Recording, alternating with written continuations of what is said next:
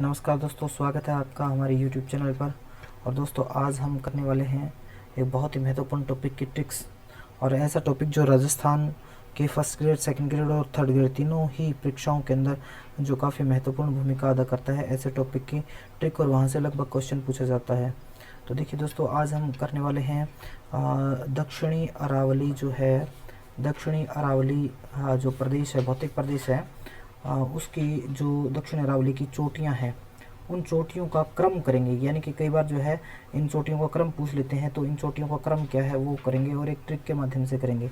और ट्रिक क्या है, ऐसे कहानी के माध्यम से, ऐसी कहानी अक्सर याद रह जाती है, और इस कहानी से ही हम आपको ये ट्रिक बताने वाले हैं जो आप कभी भी लाइफ में कभी नहीं भूल पाओगे।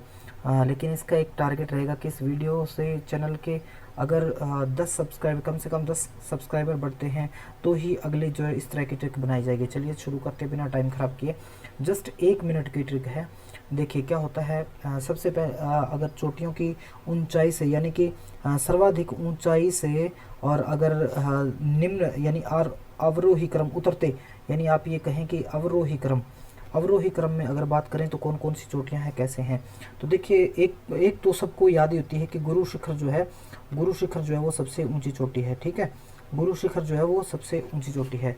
तो गुरु से आपका बस यहीं से आपकी जो ट्रिक शुरू हो जाती है। कहानी सुनिए, ध्यान से सुनिएगा, एक एक शब्द आपने कहानी का सुनना है। देखिए क्या होता है, एक बार एक गुरु होता है। क्या होता है कि गुरु होता है, और गुरु के पास एक शेर होता है। गुरु होता है, संत होता है, उसके पास एक शेर होता है। और वो जो शेर है, अब देखिए शेर कौन रख सकता है, कोई दिल वाला व्यक्ति ही रख सकता है। कौन रख सकता है, कोई दिल वाला व्यक्ति ही रख सकता है, यानी जिसका दिल बड़ा होगा वही व्यक्ति रख सकता है। ठीक है, अब रख सकता है। ठीक है, शेर हो गया। एक गुरु है, गुरु के पास एक शेर है, लेकिन शेर वही व्यक्ति रख सकता है जो दिल वाला हो। ठीक है, अब देखिए क्या होता है, ये शेर, अगर ये शेर जेन्युइन है तो दिल वाले की जरूरत है, लेकिन शेर अगर लोहे का हो तो लोहे का शेर। अब देखिए, गुरु के पास शेर तो था, और गुरु जो है वो दिल वाला कहलाता था, लेकिन क्या हुआ कि वो किसका था, लोहे का था। और लोहे में क्या लग गया, जंग, यानी जंग को क्या कहते, बागड़ी में बोलते हैं जर, तो जो है उसमें जर लग जाता है। ठीक है, अब जर अगर किसी चीज में लग गया तो वो क्या हो जाती है, मान लीजिए कोई चीज है, वो जर अगर जंग लग गया और लोहे की है, वो क्या हो जाती है, वो चल नहीं पाती। क्या नहीं पाती, चल नहीं पाती। उसको क्या कह देंगे, अचल, यानी जो चल नहीं सकता वो चल। गुरु है, गुरु के पास एक शेर है, और शेर केवल दिल वाले लोग ही रख सकते हैं, लेकिन शेर अगर लोहे का हो तो क्या हो जाता है, उसमें जंग लग जाता है, जर लग जाता है। ठीक है, और जर लग गया तो वो क्या होगा, अचल हो जाएगा, यानी चलेगा नहीं। अब अगर चल नहीं पाया तो फिर उसको क्या करना पड़ेगा, उसको हमने क्या करना पड़ेगा, उसको कुंभ का स्नान करवाना पड़ेगा। कुंभ का स्नान उसको करवाना पड़ेगा। अब जब कुंभ का स्नान करवाएंगे तो कुंभ का स्नान कौन करवाएगा, तो कुंभ में आप देखते होंगे कि वहां तो बहुत सारे ऋषि होते हैं, साधु होते हैं, ऋषि होते हैं। तो कुंभ का स्नान कौन करवाएगा, ऋषि करवाएगा। अब ऋषि करवाता है तो क्या करता है, कुंभ में स्नान करता है, तो जो है कुंभ, नदी बह रही है, और नदी के बीच में जो है वो क्या खेलता है, कमल पत्र से क्या है, कमल के पत्ते से, कमल पत्र से क्या है, वो स्नान करवाएगा। और स्नान करवाएगा तो फिर वो क्या हो जाएगा, शेर जो है वो क्या हो जाएगा, वो शेर जो है सज्जन बन जाएगा। शेर क्या बन जाएगा, सज्जन बन जाएगा। देखिए बस यहीं से हमारी जो दक्षिणी अरावली है, दक्षिणी अरावली की चोटियां हैं, उनका क्रम सबसे बड़ी कौन सी है, सबसे ऊंची कौन सी है, फिर कौन सी है। तो इस प्रकार से आपको ये याद करना है, यहीं से आपकी ट्रिक, ये ही ट्रिक है। इस पूरी कहानी को सुनिए। क्या होता है, गुरु होता है, गुरु के पास क्या है, एक शेर है।